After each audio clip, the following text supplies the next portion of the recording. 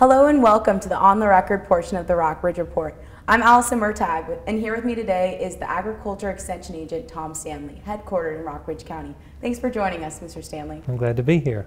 So, how long have you been the Agriculture Extension Agent for the area? I've been headquartered in Rockbridge for 7 years now.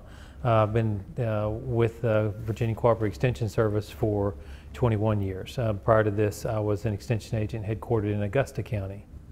And what do you like most about your job? Is there one experience that has really stuck out to you? Well, I think each day presents an opportunity to help people. And there's not many jobs that you can say, my job is to help people. And in the application of science to their lives. And that's that to me is the fun part of my job. I enjoy helping people solve problems and answer questions, and particularly as they pertain to science and economics. And we see science and the principles of economics applied to their daily lives, and see science in its application. Probably the standout experience would be, I think, I had the pleasure of working with the Old Order Mennonite community southwest of Harrisonburg. They established Shenandoah Valley Produce Auction in 2004, and that has been extremely successful. Has opened some new markets, has functioned as a new market, and has empowered those families to branch out into an aspect of agricultural production, fresh produce, that previously was a market not readily accessible to them. So are you still in touch with these families? Yes, I still serve those. I and the team of agents with whom I work still serve in Rockingham County. I'm partially funded in Rockingham County. In 2010, our organization downsized and they spread us out a little bit. So I don't get up in Rockingham County as much as I'd like to, but the counties of this region are all very much connected in terms of the types of agricultural production that take place. Access to our agricultural markets are very similar. So in that regard, all the counties are very much connected, and it's a good fit in terms of the activities I launch and programs I try to deliver from Rockbridge have application in Rockingham and Augusta, Highland, and Bath counties as well. So also growing up, I know you were involved in a lot of kind of livestock raising and helping out. How did that help prepare you for your current job? Well, Virginia agriculture, particularly in Western Virginia, has evolved to be very livestock-oriented production, and that is partly due to changing markets, but it's also a function of our soils and our climate and our topography. Now, I like to say that to give farmers and the public a reminder that we're a lot more like Ireland than we are Iowa, and as a consequence, when we think of agricultural production, we need to have an approach that's probably a little bit different than what you would take in the Midwestern Corn Belt with a lot of big equipment and a lot of wide open land. Livestock are a good fit because of our topography, but as we've seen over time, livestock are largely a supplement to income, and really our future lies with high-value crops. Now, the high-value crop currently that is most readily turned to is either dairy products on dairy farms, or with poultry production. Integrated poultry production has allowed us to access value-added markets with finished poultry products. All those farms, dairy farms, poultry farms, our part-time farms, all virtually have some other livestock, primarily beef cattle, that are a supplemental income because those livestock fit an ecological niche on the farm, where they graze the land that's not suited for tillage, not suited for crop production, the rougher, hillier ground that otherwise wouldn't necessarily yield income for agriculture.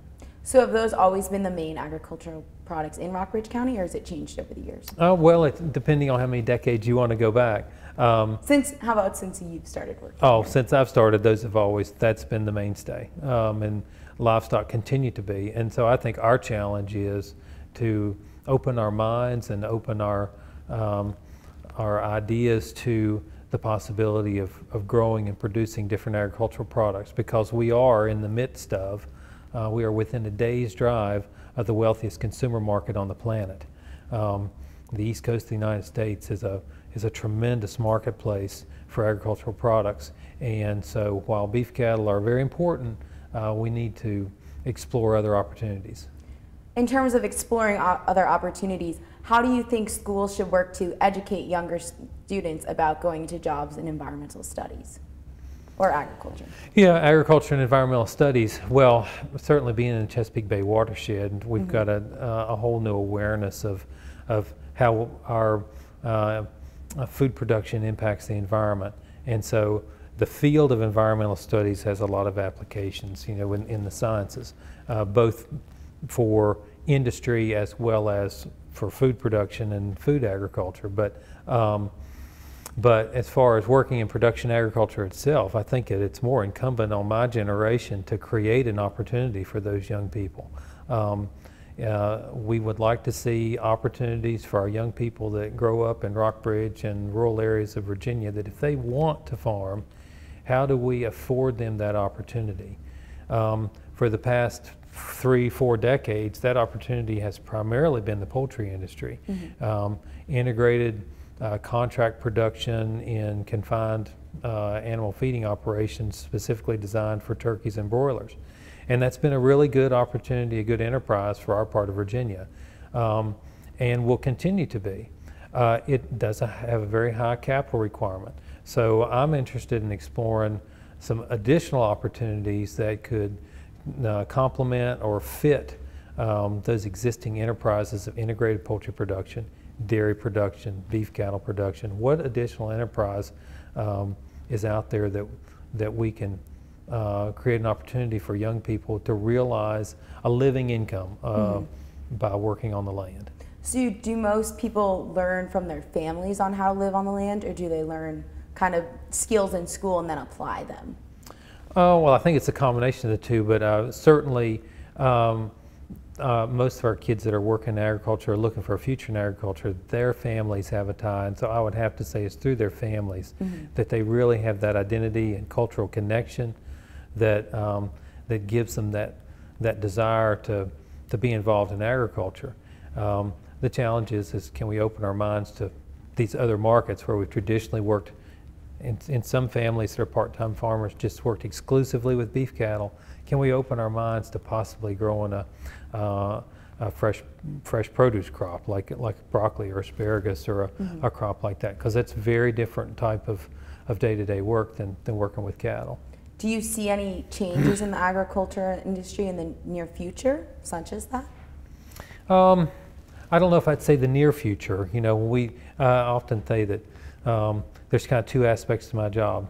One aspect is I try and address the problems that somebody might face today or in the next 18 months.